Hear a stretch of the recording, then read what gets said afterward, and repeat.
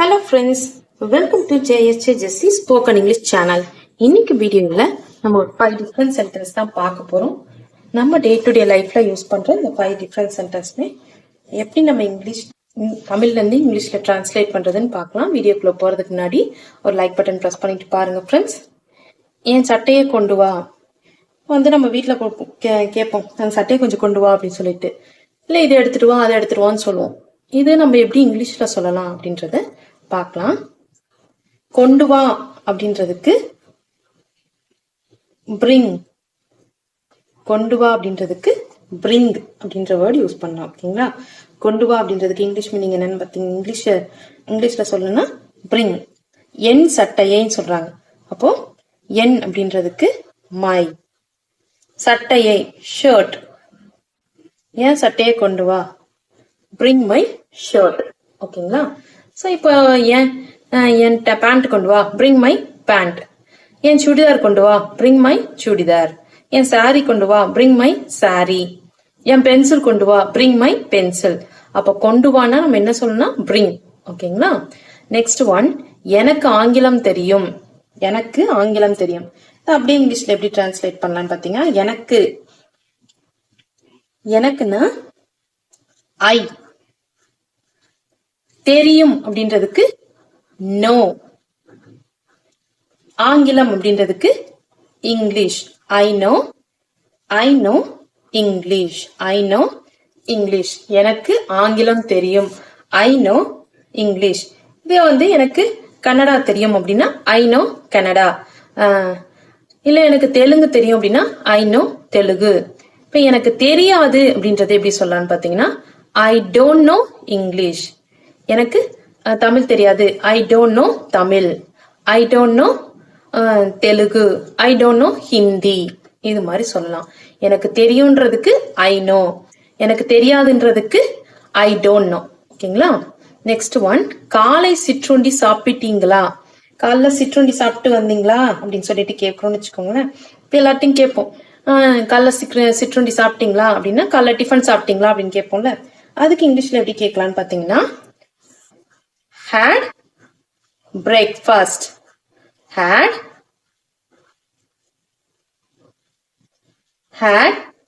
breakfast, had breakfast. காலை சிற்றுண்டி சாப்பிட்டீங்களா அப்படின்னா had breakfast. இதே மதிய உணவு சாப்பிட்டீங்களா அப்படின்னா had lunch அப்படின்னு கேட்கலாம். இதே இரவு உணவு சாப்பிட்டீங்கன்னா had dinner அப்படின்னு கேட்கலாம்.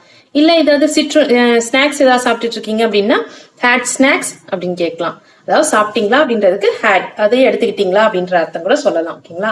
had breakfast அப்படின்னா காலை சிற்றுண்டி எடுத்துக்கிட்டீங்களா அப்படின்னா சாப்பிட்டீங்களான்னு அர்த்தம். ஓகேங்களா? அதை had breakfast அப்படின்னு சொல்லலாம். ஓகேங்களா?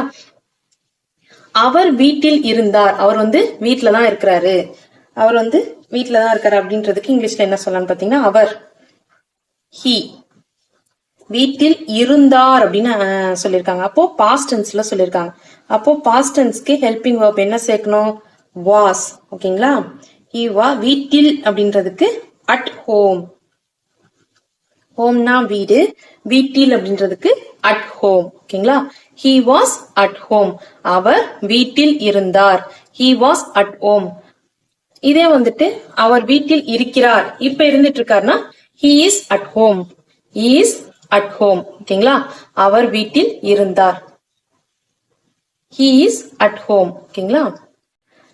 இது வீட்டில் இருந்தார் அப்படின்னா அப்போ இறந்த காலத்துல நடந்த விஷயம். காலையில இருந்தார், காலையில அவர் வீட்டுல இருந்தார் அப்படின்னு சொல்றோம்னா அப்போ he was at home அப்படின்னு சொல்லணும்.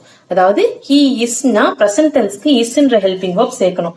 அதே பாஸ்ட் டென்ஸ்க்கு wasன்ற ஹெல்பிங் வெர்ப் சேர்க்கணும். இந்த ஹெல்பிங் வெர்ப் எதுக்கு சேர்க்கணும்னு பாத்தீங்கன்னா, he she itன்றது நம்ம தேர்ட் பர்சன் சிங்குலர் சொல்லுவோம். ஓகேங்களா? இந்த தேர்ட் பர்சன் சிங்குலர் நம்ம சேர்க்கும் போது ஹெல்பிங் வெர்ப் இஸ் இல்லைன்னா வாஸ் சேர்க்கணும். பிரசன்ட் டென்ஸா இருந்துச்சுன்னா இஸ் சேர்க்கணும், பாஸ்ட் டென்ஸா இருந்துச்சுன்னா வாஸ் சேர்க்கணும். ஓகேங்களா? காஃபி சூடா இருக்கா, காஃபி சூடா இருக்கா, காஃபி குடிக்கிற அளவுக்கு சூடா இருக்கா அப்படின்னு கேட்போம்ல.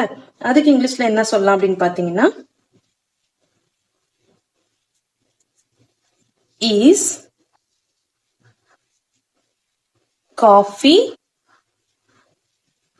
Hot, is coffee hot. இப்போ நம்ம பிரசன்ட் டென்ஸ்ல சொல்றோம், இஸ் காஃபி இப்போ வந்து பாஸ்ட் டென்ஸ்னா நான் என்ன வேர்ட் யூஸ் பண்ணேன், சாரி ஹெல்பிங் வேர்ப் யூஸ் பண்ணணும்னு சொன்னேன், வாஸ். அதே பிரசன்ட் டென்ஸ்னா இஸ்ன்னு சொன்னேன். காஃபி இப்ப சூடா இருக்கான்னு தான் கேக்குறாங்க. காஃபி சூடா இருந்ததா அப்படின்னா வாஸ் காஃபி ஹாட் அப்படின்னு கேட்கலாம். ஓகேங்களா? இஸ் காஃபி வாஸ்ட் இப்போ பிரசன்ட் டென்ஸ்ல, அதாவது நிகழ்காலத்துல நடக்கிறத கேக்குறாங்க. இப்ப காஃபி சூடா இருக்கா, குடிக்கலாமா அப்படின்னு கேட்போம்ல, அதுக்கு இஸ் காஃபி ஹாட், சூடா இருக்கிறதுக்கு ஹாட். ஓகேங்களா? இஸ் காஃபி ஹாட் அப்படின்னா காஃபி சூடா இருக்குதா. ஓகேங்களா? ஓகே ஃப்ரெண்ட்ஸ், இன்னைக்கு நம்ம பார்த்த 5 சென்டென்ஸ்மே உங்களுக்கு யூஸ்ஃபுல்லா இருந்திருக்கும்னு நினைக்கிறேன். இந்த வீடியோ உங்களுக்கு பிடிச்சிருந்துச்சுன்னா லைக் பண்ணுங்க, உங்க ஃப்ரெண்ட்ஸ்க்கும் ஷேர் பண்ணுங்க. வேற ஏதாவது டவுட்ஸ்னா கமெண்ட் செக்ஷன்ல கமெண்ட் பண்ணுங்க. என்னுடைய சேனலை சப்ஸ்கிரைப் பண்ணி பக்கத்துல இருக்க ஆல் பட்டன் பிரஸ் பண்ணிக்கோங்க. என்னுடைய இன்னொரு சேனல் JSJ ஜெஸ்ஸி எஜுகேஷன். உங்க வீட்டுல படிக்கிற ஸ்டூடெண்ட்ஸ் இருந்தாங்கன்னா அவங்களுக்கு காம்படிஷனுக்கு தேவையான வீடியோஸ், அதாவது எஸ்ஏ ரைட்டிங், தமிழ் கட்டுரை, ஸ்பீச், பேச்சு போட்டி கட்டுரை, லெட்டர் ரைட்டிங், இது மாதிரி வீடியோஸ்லாம் அதில் போஸ்ட் பண்ணிட்டு இருக்கேன் ஃப்ரெண்ட்ஸ். யூடியூப்ல JSJ ஜெஸ்ஸி எஜுகேஷன் சர்ச் பண்ணீங்கன்னா சேனல் உங்களுக்கு அவைலபிளா இருக்கும். சப்ஸ்கிரைப் பண்ணி சப்போர்ட் பண்ணுங்க ஃப்ரெண்ட்ஸ். தேங்க்ஸ் ஃபார் வாட்சிங். We will meet in the next video. Bye bye. See you. Take care. God bless you.